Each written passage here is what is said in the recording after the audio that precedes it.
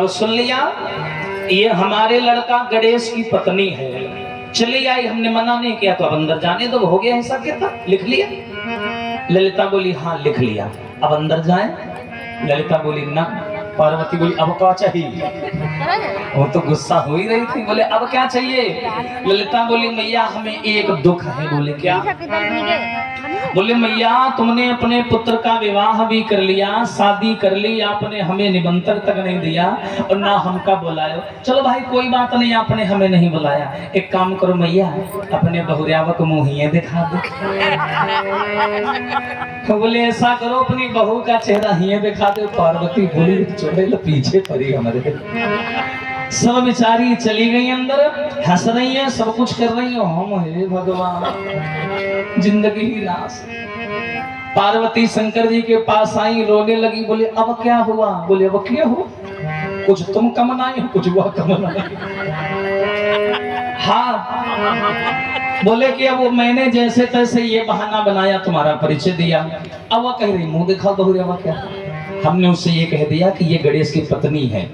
हाँ तो ठीक है, कोई माँ का, लेकिन बोले वो कह रही है मुंह दिखाओ।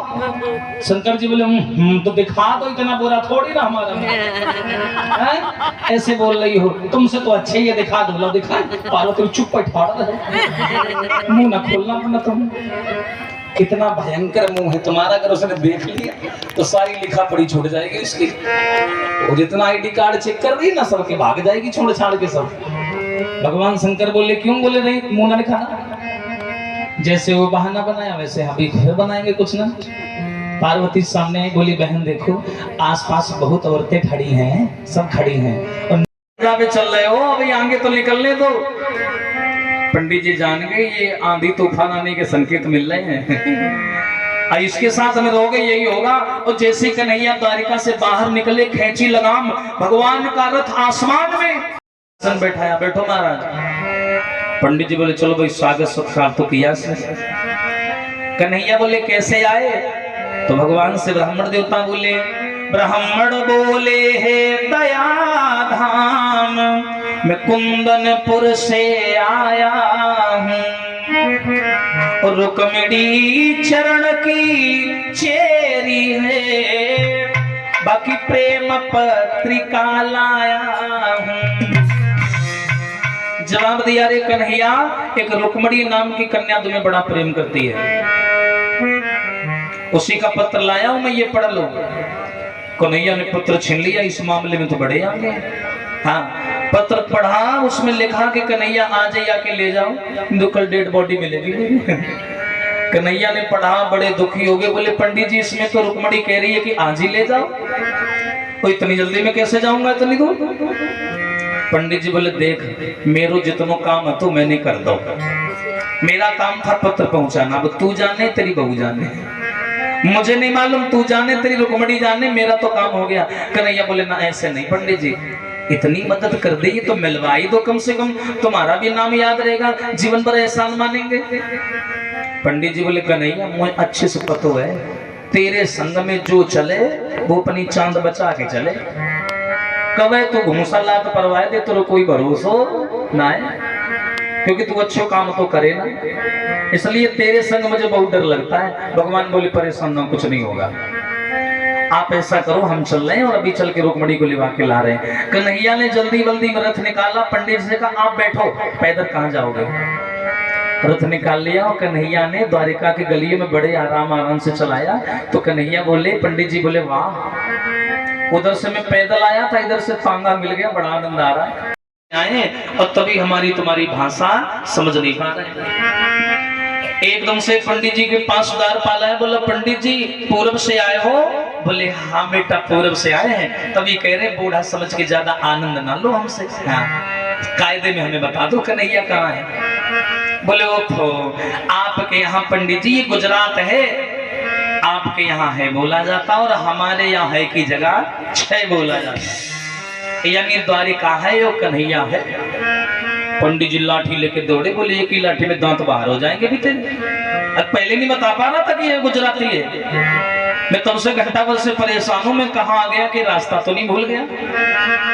चल छोड़, ये बता वो कहाँ मिलेगा? बोले सीधे चले जाओ, आगे द्वारिकाधीश का दरबार लगा होगा, ऊंचे सिंहासन में बैठे हुए करिया करिया डामर जैसे वही है कन्हैया। पंडित जी बोले वाह कितना बढ़िया राजा है, इसके नौकर इसकी बुराई कर रहे हैं। अब पंडित जी चले और जैसे ही कन्हैया के सामने आए, देखा ऊंचे सिंहासन पर बैठे बैठे मुस्कुरा रहे हैं। और पंडित जी ने कन्हैया का जैसे काला काला चेहरा देखा, बोले मर गए इसके उतनी दूर इसका लूटे हैं। अवारी रुकमणी मान गया मैं तुम्हें, मुझे लगा इतनी दूर लड़का पसंद किया है, कुछ तो होगा लड़के में, कुछ नहीं है, इतना काला काला है भगवान, इस लड़की को कोई लड़की नहीं मिला दुनिया में। कन्हैया मंच पे बैठे बैठे जान गए पंडित जी को हम पसंद नहीं आ रहे हैं। कन्हैया ने हल्की सी तिरछी मुस्कान लगाई, जैसे हल्का सा मुस्कुराए तो देखा होगा काला आदमी हंसे तो दांत नहीं चमकते, तो जैसे कन्हैया हंसे तो बत्ती सी बिजली की तरह चमकी, पंडित जी के हृदय में धक्का जैसा लगा। पंडित जी बोले है तो करिया लेकिन मुस्कुराता बढ़िया है, चलो हाँ कुछ तो है भाई, चलो हाँ हंसता, तब तक सो के विश्राम कर ले, जगने के बाद आगे का सफर शुरू करेंगे। पंडित जी ने अपना तहबल निकाला, बैग में डाल के लाए थे वही बिछाया, लेट के विश्राम करने लगे। कन्हैया बोले ले, पंडित जी तो रास्ते में रह गए, यहाँ तक आ ही नहीं पाए, सब देख रहे हैं द्वारिका से बैठे बैठे। कन्हैया ने दूतों को भेजा, बोले जल्दी जाओ पंडित जी को सोते सोते उठा ला। अब ये दूत गए, पंडित जी को सोते सोते ले आए, ला करके द्वारिका में लिटा दी बगीचे में। बड़ी देर बाद पंडित जी की आंखें खुली, देखा लंबे चौड़े भवन बने, पहरेदार लिए तलवारें खड़े।